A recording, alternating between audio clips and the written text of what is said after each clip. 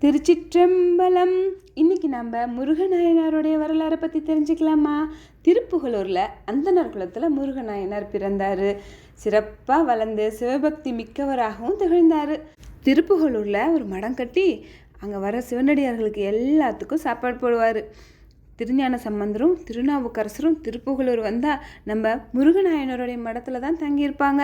திருநாவுக்கரசர், திருஞான சம்பந்தர், முருகநாயனார் அப்படி எல்லாரும் பக்கத்தில் இருக்கிற சிவஸ்தலங்களுக்கு எல்லாம் போய் வணங்கிட்டு வந்து முருகநாயனாருடைய மடத்திலேயே தங்குவாங்க.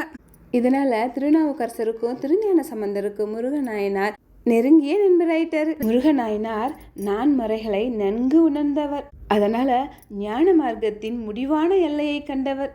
சிவபெருமான் மேலே வச்சிருந்த ஒரு அளவுக்கு அதிகமான பக்தியினால தினமும் விடிய காலையிலே எழுந்திருச்சு குளிச்சுட்டு நந்தவனத்துக்கு போய் கோட்டுப்பூ, கொடிப்பூ, நீர்ப்பூ, நிலப்பூ ஆகிய 4 வகை பூக்களில் சிவபூஜைக்குரிய பூக்களாக பார்த்து பறித்து எடுத்துகிட்டு வந்து ஒரு இடத்துல உட்காந்து அழகாக மாலை கட்டுவார்.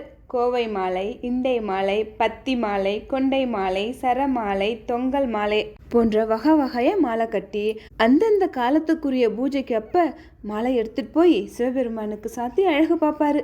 முருகநாயனார் சாதாரணமாக மாலை கட்டலை.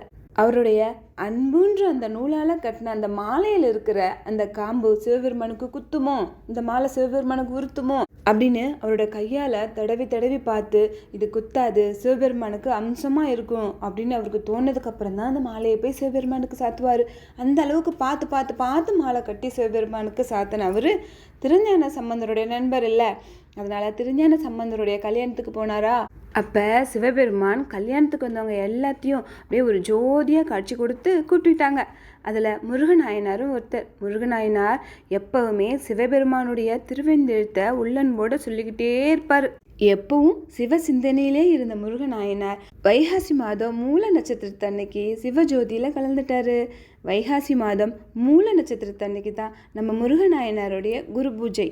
முருகநாயனாருடைய வரலாறுலேருந்து என்ன தெரிஞ்சுக்கணும் அப்படின்னா, நம்மளை தேடி வர சிவனடியாருக்கு நம்மளால் முடிஞ்ச உதவி செஞ்சு அன்னமிட்டு அழகாக மாலை கட்டி சிவபெருமானுக்கு சாத்தி அழகு பார்த்தோன்னா சிவபெருமானுடைய திருவடி நிழலில் நமக்கும் ஒரு இடம் உண்டுன்னு. முருகனுக்கும் அடியேன் திருச்சிற்றம்பலம். இந்த வீடியோ உங்களுக்கு பிடிச்சிருந்தா லைக் பண்ணுங்கள், ஷேர் பண்ணுங்கள், மறக்காமல் இந்த சேனலை சப்ஸ்கிரைப் பண்ணுங்கள். இந்த வீடியோ பார்த்ததுக்கு ரொம்ப நன்றி.